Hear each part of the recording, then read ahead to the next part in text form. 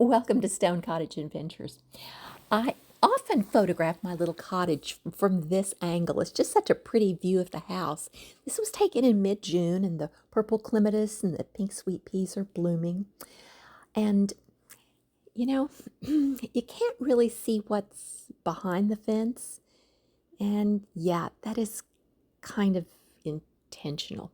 Now, here is looking back to where I was standing, and this was taken probably a couple weeks ago, so late June, early July, and you can see how pretty this little bed is looking. It's obviously was meant to be a little cottage garden.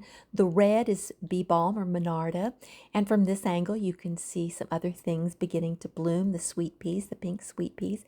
It's really a very lovely spot, the sunniest spot in my yard. But when you look really closely at it, there's the red flower, that's the bee balm, and the pink sweet peas, and there's even a little purple tradescantia up in the upper left-hand corner. But if you look deeply, you can see ivy, and that's that dark green that's on the ground. And if you have sharp eyes, you can see some Virginia creeper, some trumpet vine that has the lacy leaf. And in the upper right-hand side, you can see a volunteer redbud tree. And since this is the closest I get to full sun, I want that tree out. It is time to work on the bed, which is going to be painful because it really does look lush and beautiful, but it's got to happen. After 4 days of pulling out predominantly ivy, that was the biggest culprit, and trumpet vine, that's the most evil, and this perennial sweet peas, which I love the flower, but this vine is just so messy looking. I've gotten down to what's here. Now, what is left in this flower bed, what you're probably seeing is the bee balm, also called monarda, and I also have a number of different daylilies.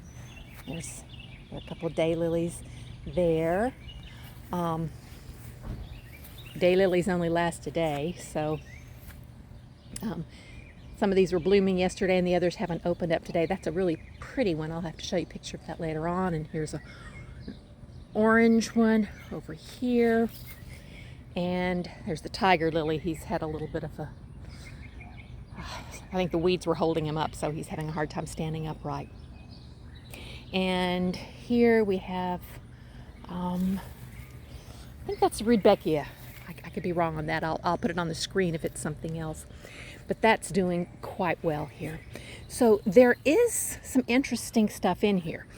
Now, back behind it on the right, there is an azalea, a regular evergreen azalea, and on the left is a deciduous azalea that does a little bit better each year, but he still needs some work on him.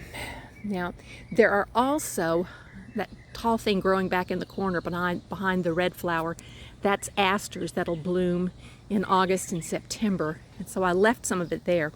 But one of my biggest problems is everything that's tall has kind of migrated to the outside edge. You can see, I mean, here's this 3-foot tall red flower smack next to the sidewalk. Really not good. So I need to migrate things. So we're going to pull some things out and transplant them. Now, to have some idea of what I have pulled out of here.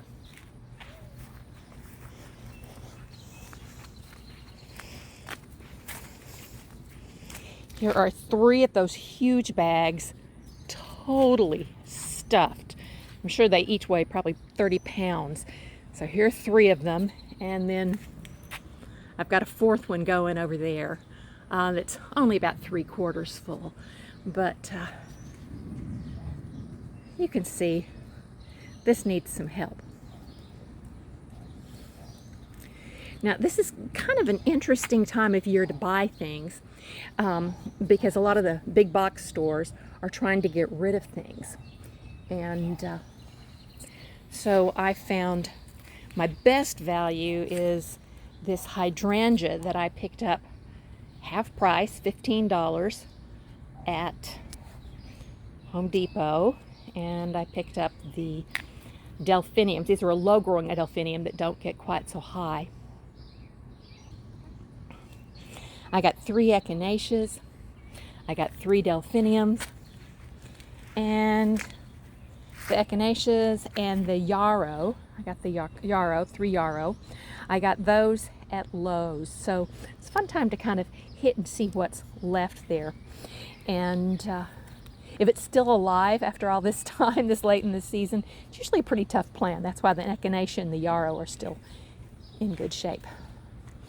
Anyway, that's what's going to be going in here to create our little cottage garden and to do some transplanting here and see what we can come up with. I love my county. This is the pile of free compost. Pile in the back is the free mulch. This is Arlington County, Virginia. Love my county. You just come over. I brought my containers and I filled them up, and we're gonna go do some composting. It's almost 11 o'clock now, and you can see this area is still shady. The sun is kind of starting to come over here. I got up this morning bright and early, so I've been out here 3 or 4 hours. I thought, today's the day I'm gonna plant. I had rescued things like the bee balm and some daylilies that I thought I could use again. And I went and got a bunch of compost and I put it down, and then I started to turn it in. And every time I stuck the fork in, I hit something. I thought I had maybe 3, 4, 5 stepping stones. In reality, everywhere I looked, there were stepping stones. I ended up with, I don't know, 17 or 18, and I am not convinced I've got them all yet. So here it is. This is the battlefield. Here are the replacements coming in to fortify the battlefield. And let's see what I can do. I'm going to start placing them now and see what I can get. Okay, here we are. Everything, well, almost everything is in the ground.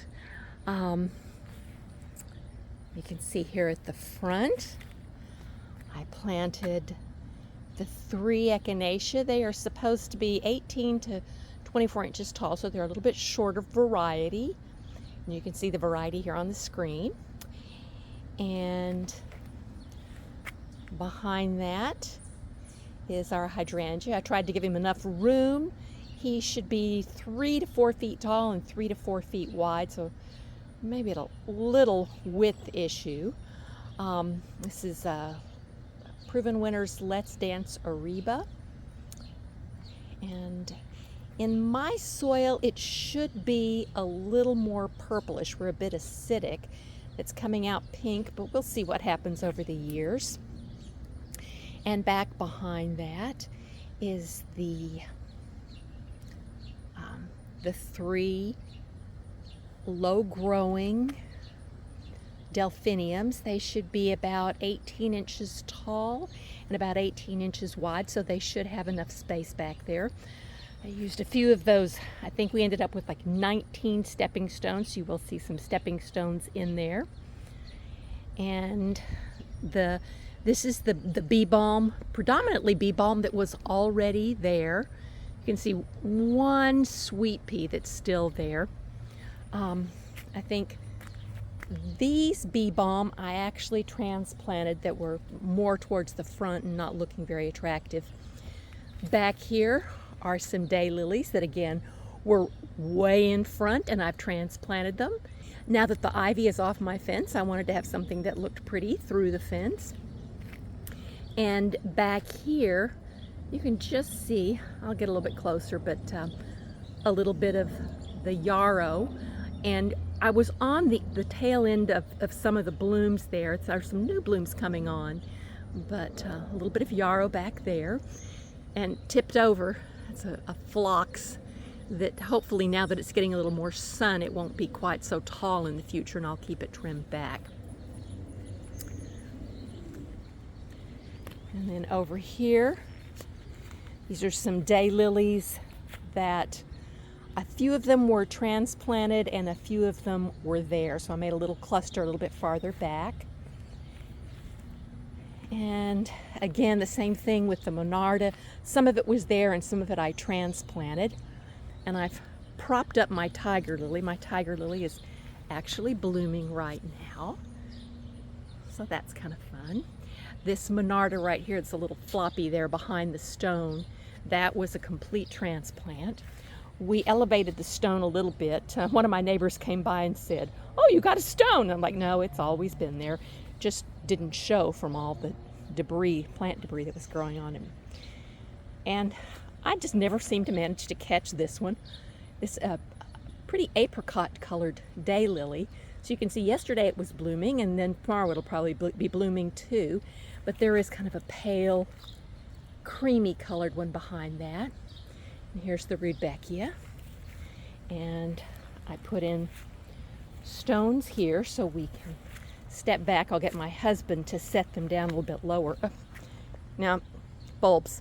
These are bulbs that actually came up. So I'm not completely finished with this bed, but I got a bunch of bulbs up, and I also am going to be getting some bulbs from Color Blends. And I'll let you know when those go in. And then back behind that, there are the 3 yarrow. These are going to be a little bit lower growing. But we can walk around to tend the garden. So that's what we're doing, our little cottage garden, and hopefully this will be a little bit more tidy looking than it has been in the past.